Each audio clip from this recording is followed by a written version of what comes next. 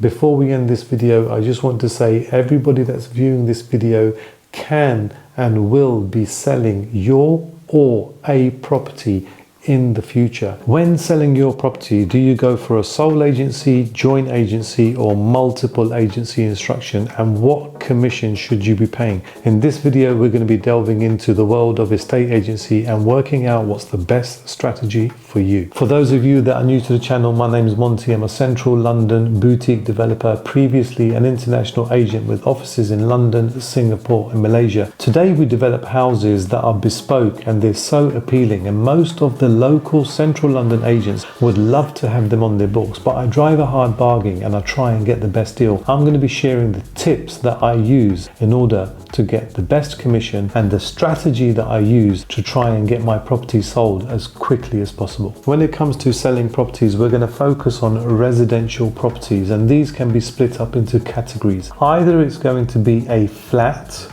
or it's going to be a house. So let's start off with flats. There's a few variables here. One is a council flat. You've got a period building that might be subdivided into 3 or 4 flats. There's going to be a new build development, which is a small development of 9 to 14 flats. And then you're going to have the new luxury condominium style developments that might have 60 to 100 flats. And then we have the second category, which is family homes. And there's certain styles of family homes which start off with unmodernized. That's something that's really old, not in good decorative order, and it has the potential to create value. There's also an unmodernized house which could be sold as a probate. That's where somebody has passed away and the house has been passed on to the generations or the family members who are all inheritors. The third one could be a family home that's been lived in, that's in good decorative order, but it's not up to standard with regards to up-to-date kitchens and internal decor. And the fourth and the last one is what we do, where we buy unmodernized homes, create value, which is normally a new loft, a side return extension, and a full refurbishment, and then we turn it into a bespoke home and put it onto the open market where there is low supply and high demand. And this is where we can try and command the best deal from the agents. So that gives you a little bit of a background in terms of the styles of properties that we're going to be talking about. Now, what's really important is how appealing is your property in order for you to get the best deal. So let's start off with flats, and we're going to try and break this down. Ex-local authority flats are what we call council housing. Now, you can either be in a dense council estate, or you could be in a council block that's got limited units, and it doesn't have to be in a massive estate. It could be in a great location. For example, we've got this council block which overlooks Primrose Hill, which is in epicenter central London, close to Regent's Park, 5 minutes from Camden. Limited number of units, and it's not part of a densely populated council estate. This is what we would call a great instruction for a local agent where there's low supply and high demand. In contrast, we've got another housing estate which is called Lisson Grove. It's a great location close to Marylebone Station and Baker Street. However, this has got high density and it's got a mix of council tenants as opposed to the Primrose Hill, where most of the units are now owned by owner-occupiers or rental investors. So there's a big difference between the two blocks. The second style of flats are going to be in period properties. This is where you have a house, it's converted into 2, 3 or 4 flats. These are normally sold with a long leasehold or a share of freehold, and once again, depending on the locations, these are highly desirable flats. A big consideration for agents is supply and demand and how saleable a property is, because ultimately what they want to do is they want to try and sell a new property as quickly as possible so that they can earn a fee, which is money in the bank. The third category is new build. This is where developers have been building properties all around the country where there is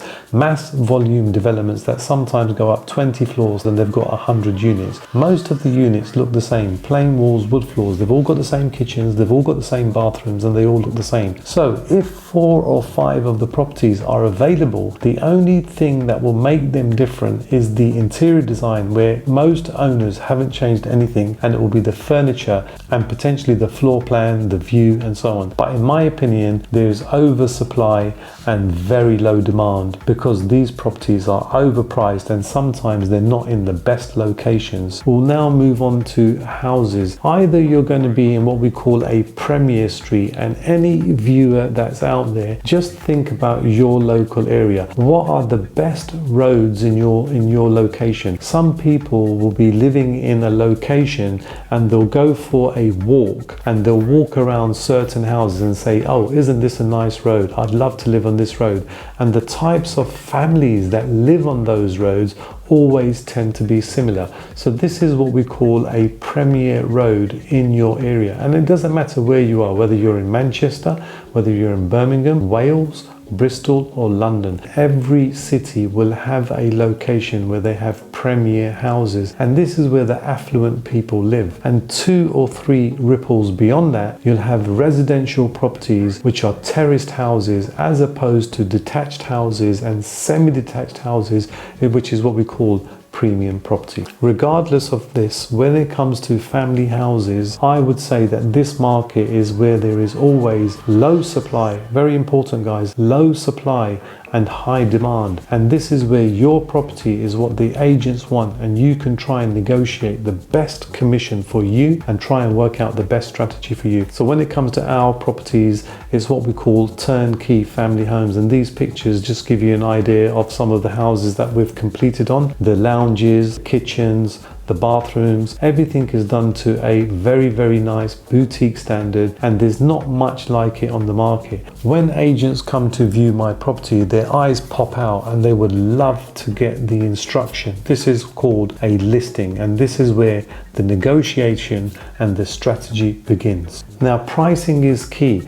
Any seller already will have an indication of what their expectations are. Some are realistic and some are unrealistic, and this is where the agents come into play. It can get a little bit confusing because the lowest valuation could be a difference of £100,000 from the highest, and it's your decision to try and work out what is the correct price in order for your property to sell. Agents will come round, it will be a single person, it will be a double act. They're going to tell you how great they are, how busy the market is, how many applicants they've got, and how they've had a record month and a record year, and it's a great time to put your property on the market. But ultimately, all they want is your instruction, because that's a potential 2%, 3%, whatever fee it is. And depending on the price of the property, it's an easy 20, 30, 40,000 pounds. Our job as sellers is to try and get the best deal for ourselves, not only in terms of commission, but also in terms of the marketing. Let me talk a little bit about the different types of agencies. This is where you market your property, and either you're going to be with one agent, which is what they try and tie you in for, which is called a sole agency. The second would be 2 agents, which is what we call a joint agency, and then anything more than 2, which is what we call a multiple agency.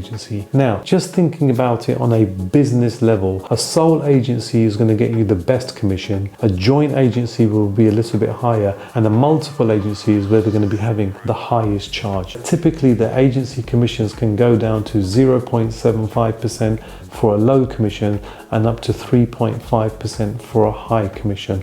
On average, agents in London are charging 2.5% for a sole agency commission and 3.5% for a joint agency commission. Now, what does that 2.5% or 3.5% represent? It represents a percentage of the end sale price. So, for example, if you're selling your property for £1 million, 2.5% would be £25,000, and 3.5% would be £35,000 plus VAT for the successful sale of your property. So how do you reduce this commission? It really boils down to how much the agent wants your property on their books. There's other benefits for agents to get a good listing which they don't tell you about. If I give somebody a good listing, they sell my property fast because there's low supply and high demand.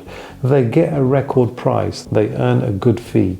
But more importantly, the property looks great on their website, and if somebody else on that road or the couple of roads around there wants to sell their property, they're going to be looking at the local agents and seeing who's sold nice houses for the best price, and it gets them what we call new instructions. This is what we call spillover business. And if I'm giving you my property and I know this, then I know that I can get a better commission rate from you, and I'll do my hardest to try and negotiate that. I'll let you know what my commission is as this video goes on. Before we move on, I've got a big request. We've been looking at the stats behind the scenes, and a lot of you viewers not actually subscribed, which helps the algorithm and pushes these videos out to other people that can benefit. So please do me a favor and hit that subscribe button now. Right, let's move on to the flat scenario. Ex-local authority flats in great locations have got a high demand and low supply, and I would say a lot of agents want to have those on their books. The second category, which is period property, this is a house that's got 4 flats in there.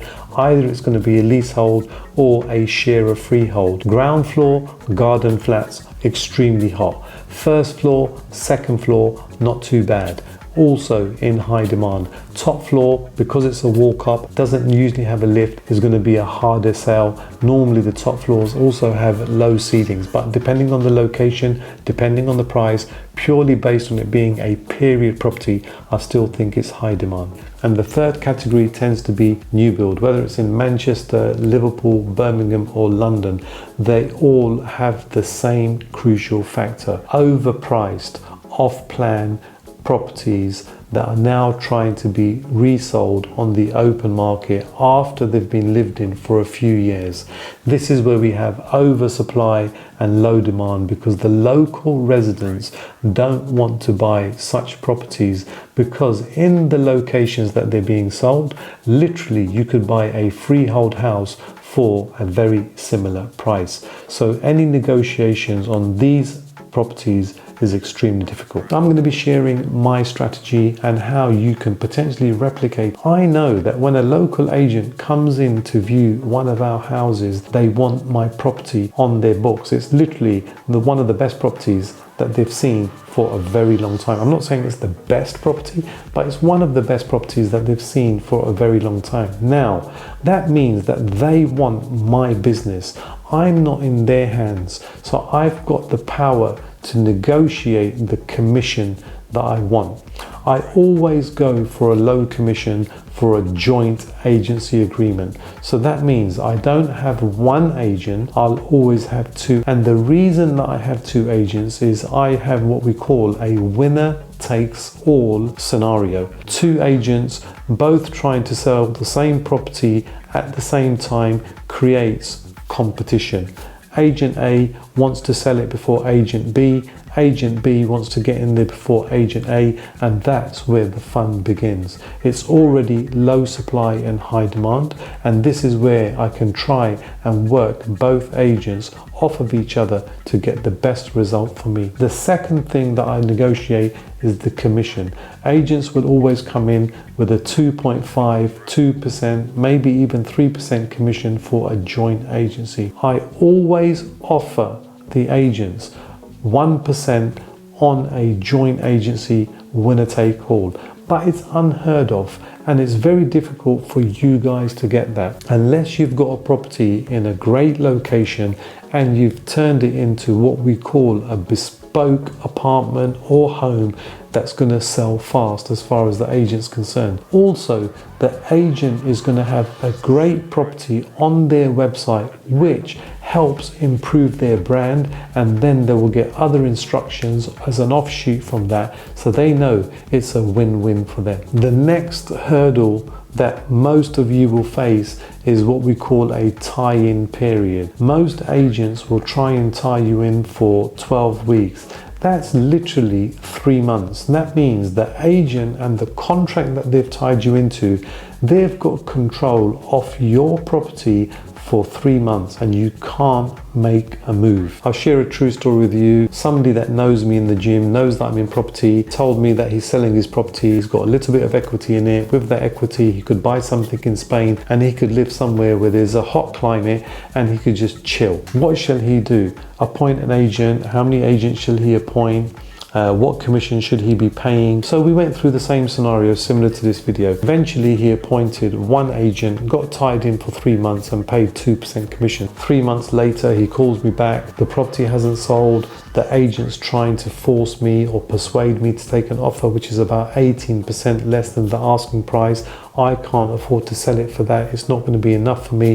What shall I do? He's now disinstructed or got rid of that agent, and we're helping him appoint 2 new agents at a lower percentage. And instead of the property showing as reduced, it's going to show up as a new listing at a new reduced price, which is going to be a benefit from him. But that's another video. When it comes to period property vendors, I believe, are in a strong position to try and negotiate the best deal. My recommendation is around 1.5 or 2% for a joint agency, and a massive recommendation is go for a 4-week tie-in period. So hopefully that gives you a little bit of an understanding in terms of the types of strategies that I use and that you could potentially use. And just as a recap, what I'm going to say is don't go for a sole agency, which is 1 agent. You're going to be going for a joint agent, which is 2 agents. You're also going to be going for a reduced commission fee depending on how desirable your property is. And the third thing that you're going to do, which is so crucial, is you're going to maintain control of your property by not signing it away for 3 months, and you're going to be insisting on a contract period of 4 weeks. If you guys as agents can perform and you are confident, which they all say they are, that you can sell my property, okay, I'll give you 4 weeks. And if you don't sell it in 4 weeks, I want something in writing to confirm that I can give you a 24-hour termination notice, because I want to then be in a position to appoint a new agent because you haven't delivered. And that's exactly how you've got to say it. If you're thinking about selling your property, there's a few tips in the description. Before we end this video, I just want to say everybody that's viewing this video can and will be selling your or a property in the future. Educating yourself is important. Investing in your time, what you watch, what you consume is so important, and investing in your future is critical. So stay focused, believe in yourself, and stay committed to always trying to improve and make yourself better. Hopefully you've picked up some tips. If you've got any questions, put them into the comments below. Make sure you share. It's really important. Like and also subscribe to the channel, and try and share this with some of your friends too. My name is Monty, and I'll see you soon. Take care. Bye.